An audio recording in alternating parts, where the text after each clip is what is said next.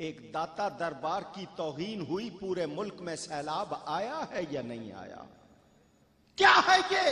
شاید آپ نہ مانے، میرے رب کا فرمان ہے من عادی لی ولیا فقد آذنتہ بالحرب، جو میرے ولی سے دشمنی رکھے اسے چیلنج کر دو، مجھ سے لڑنے کو تیار ہو جائے۔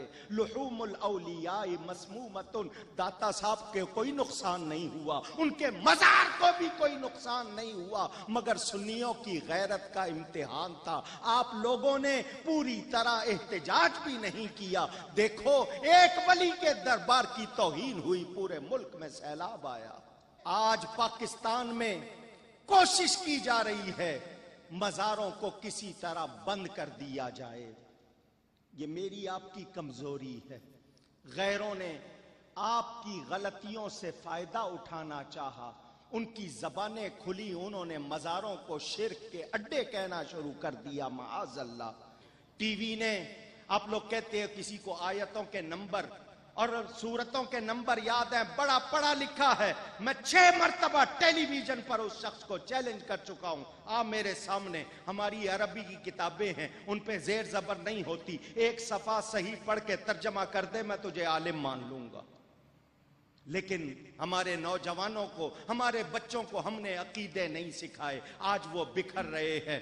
اور میں ان جاہل پیروں سے بھی کہنا چاہوں گا جنہوں نے کاروبار سجا رکھے ہیں، جھوٹے جعلی پیر اہل سنت کو بدنام کر رہے ہیں، عورتوں سے بے پردہ ملتے ہیں، ان کے ہاتھوں میں ہاتھ دیتے ہیں، یا وہ عورتیں جو ان کے پاس بے پردہ جاتی ہیں، بے محرم جاتی ہیں، اور جو مزاروں پر، اپنے آستانوں پر غلط حرکتوں سے لوگوں کو روکتے نہیں ہیں، یا وہ مولوی جو صرف نذرانوں کے لیے غلط پیروں کی تعریف کرتے ہیں، یا وہ لوگ جو صرف شہرت کی خاطر شریعت کو بھلا دیتے ہیں۔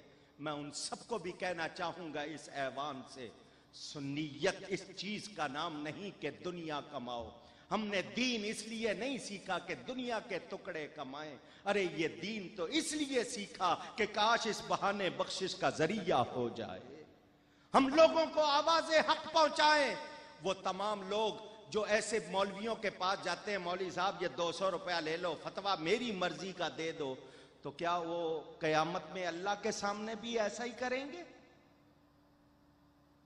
یہ تمام غلط باتیں مجھے اور آپ کو روکنی ہوں گی، اور جو لوگ ان کی وجہ سے سنیت کو اپنا ہدف بناتے ہیں وہ سن لیں، اہل سنت و جماعت کا کسی خلاف شریعت و سنت بات سے کوئی تعلق نہیں ہے۔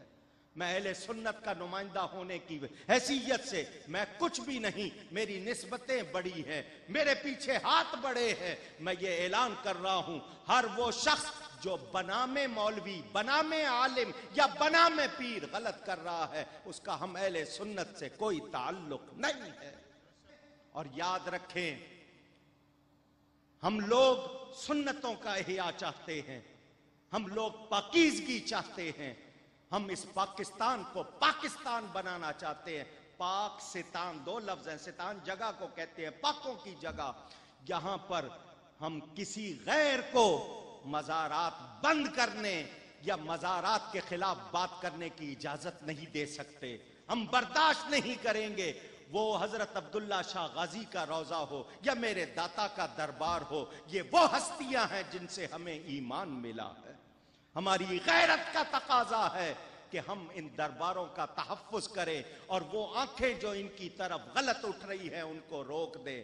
سنیو، یہاں سے ایک بات یاد کر کے جانا، یہ نعت خانوں کا بھی یہی مقصد ہے، یہ علماء کا بھی، ہماری درسگاہوں کا، خانقاہوں کا بھی یہ کہ ہم اس راستے پہ چلیں جس راستے کو ہمیں نبی نے دکھایا، ولیوں نے دکھایا، وہ انعام یافتہ لوگوں کا راستہ۔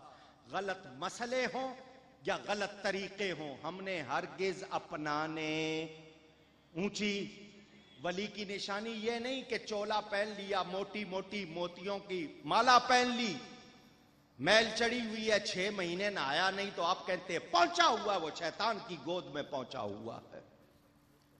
ہمارے عقیدے سارے سچے، وہ علم غیب کا عقیدہ ہو، حاضر ناظر کا ہو، کوئی عقیدہ ہو، سب قرآن و حدیث سے ہم بیان کرتے ہیں۔ ہم گولی اور گالی کی زبان میں بات نہیں کرتے، ہم لوگوں کو تخریب کاری نہیں سکھاتے، ہم لوگوں کو شریعت اور سنت سے الگ نہیں چلاتے۔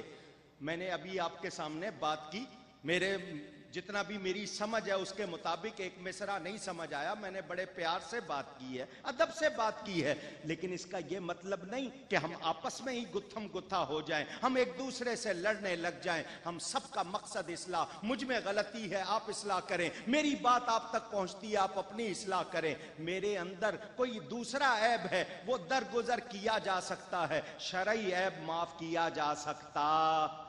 اونچی آج سے عہد کرو، اپنی عورتوں بچوں کو اپنے عقیدے سکھاؤ گے۔